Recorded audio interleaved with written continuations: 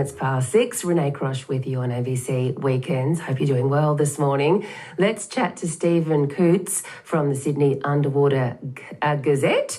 Hello, Stephen. Good morning, Renee. How are you going today? I'm terrific. Thanks for being here. Now, Federal Environment Minister Tanya Plibersek recently released her Threatened Species Action Plan, which really is a pathway of recovery, isn't it, for our nation's threatened wildlife, and it includes terrestrial, marine and freshwater species. And today you want to highlight the cauliflower soft coral species it's really having a tough time. It is. I think underwater we probably see out of sight, out of mind a lot. We don't really understand it because a lot of people don't get to see it. So this is our opportunity to tell the listeners about the cauliflower soft coral. Now, cauliflower soft coral, how is that different, that species, to other coral that people would be familiar with, perhaps the harder coral? So harder corals tend to have coral polyps that form calcium carbonate skeletons. So it's a much more firmer, rigid structure, whereas soft corals are like a jelly-like. They have still rigidity and spines in them that hold them together. Mm-hmm. But they're an animal, aren't they? They're not a plant. No, that's right. Yeah. So like plants do photosynthesis and take sunlight, carbon dioxide, and all that kind of sciencey stuff. Whereas corals are an animal and they are carnivorous in nature, so they actually eat things like plankton. So in terms of how they grow and they feed, because they're underwater, we probably don't see them as much as we might like, but they take years to grow, don't they? Yeah, they do, and that's why they're so vulnerable as well. So they usually kind of grow on submerged rocks and hard surfaces around sort of islands and continents, and we obviously know the Great Barrier Reef being one of the major ones. But the cauliflower soft coral in itself is endemic to Australia, so it's also vital from our perspective that we understand what's going on.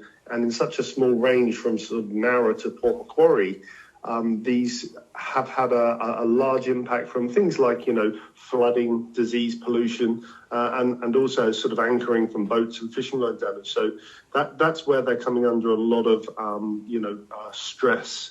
From the environment and what we're doing to it. Yeah. When you say they're endemic to Australia, do you mean they're only found in Australia? Yep, they're only found between Nowra and Port Macquarie. That's the only place in the whole world that they exist. So if you think about a small impact to like Port Stephens had a massive decline of their soft corals was massive in terms of the range it's actually got existence in. Gosh, that's extraordinary. So only found from Nowra to Port Macquarie. And I understand Port Stephens is an area where they're quite commonly seen. Yeah, we kind of know them a lot from the Bear Island in La Perouse, where we do a lot of our diving. And there's a number of colonies down there which are also under threat from the proposed development of the ferry wharf. So it's kind of essential that we understand what impacts we are having on our environment. And there was a situation down in Shoal Bay where they built a marina and it was proven that it changed the kind of water current flows, which then sends the nutrients around and obviously the food sources to these soft corals. That caused, sand to inundate them, and then these species disappeared from that area completely. So, the scientists reckon that even maybe in the next 10 years, we may lose this soft coral completely.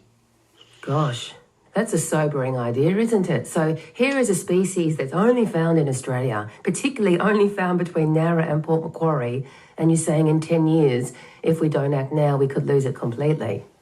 That's exactly it, right? It's like our little rhino, like if you think about the rhinoceros and what we do kind of globally to protect that. This is our little kind of soft coral that's unique. So, we've got to do everything we can to kind of raise awareness and make sure that we can monitor and track. And, we're going to go and do a little program on Sunday. We've got underwater scooters where we'll go around the island and flag and tag and measure them and take photographs of them just to kind of see how their distribution is and what we can do to actually save them.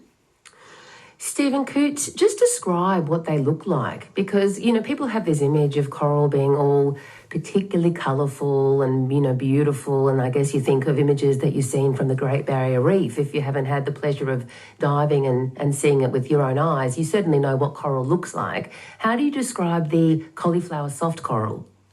So it's like a purple cauliflower. So it's got these like pink lilac stems and branches that come from, as it attaches to the reef, they come up from the reef, and then it's got these kind of plumes of white polyps, which are in big kind of floret clusters. And those florets or white polyps are what they have as their little stinging tentacles, which they use to capture prey that float by.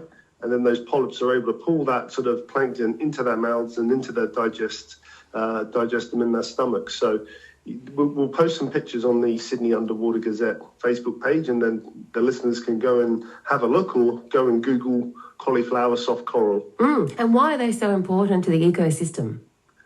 They're so important because, A, it's a species in its own right, but then it also provides a habitat for other endangered species like the white seahorse, which can use them and congregate around them, because they'll attach their little prehensile tails to the stems of the cauliflower soft coral, and it becomes important for other marine life as well. So it's a multiplier effect of losing one impacts another species which is also endangered. Right. So La Perouse on Bear Island is where you're doing your work, and where you can see a lot of these soft coral, these cauliflower soft coral. Actually, I think tomorrow at the Black Markets, which is a festival that happens on Bear Island in La Perouse. That festival is on tomorrow, I believe. So people can head out to the festival, and they can head out to La Perouse, and they can see not only the Black Markets, but they could potentially see some cauliflower soft coral. Do you have to get under the water to see it, or can you see it from the surface? Yeah, it's an underwater species, so it usually has a range down to about 15 to 20 meters underwater. So for those people that can't see it for themselves, then we always try and take some photographs and share that sort of knowledge and experiences with those people that are unable to see it directly at the time. Do you encourage people to snorkel or scuba dive in that area? Always, yeah. It's so rich in life, and there's a number of other sort of endemic species that are down there, like the Sydney pygmy pipe horse. That's again only found in a very, very small range, and it was only really discovered, in the last 20, 30 years, and we don't know much about it. So there's a lot of species that are under impact from our environment and what we do to it. Indeed. So let's talk about how we can better protect this particular species today. We're focusing on the cauliflower soft coral. You mentioned a number of reasons for why they are being threatened, not only, I guess, the pollution and the flooding and the development of making wharves and all the other things that human beings as well as the weather contributes to. But what can be done to better protect them? I think with any species, the first thing that we've got to do is stop the impacts to them. We can't sort of allow damage to happen and hope we're going to be able to save it at a later date. I think the first thing is we've got to stop the developments, and then sort of start making sure that we've got monitoring processes in place. And then you're able to then look at what do I need to do to start increasing their habitats. And that's where the marine scientists can help in terms of, creating spores or polyps to try and sort of introduce into areas and increase their range. As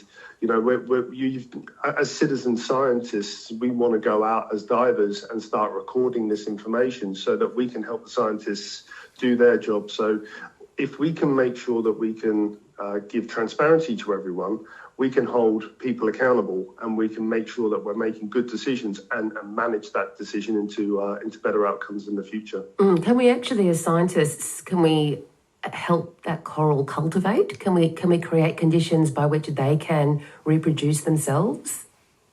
I think they're able to create the environments in labs to then introduce those species back into the wild. I see. It then becomes a case of trying to find the right areas and the right ways to do it. But also you've got existing colonies that if you can ensure that those colonies are in good conditions, they themselves will thrive naturally. So there's a bit of reintroduction, but there's also the sort of management of existing populations. And I think that's probably the key part here, is the management of what we have. And then that gives us time to then do other things. Stephen Coutts, thank you very much. That's been really interesting to find out. It's a coral that I didn't even know existed, and here it is, a native species of our, New South Wales shores. So thank you very much. Just quickly before I let you go, snorkelling and scuba diving for this weekend. We got good conditions?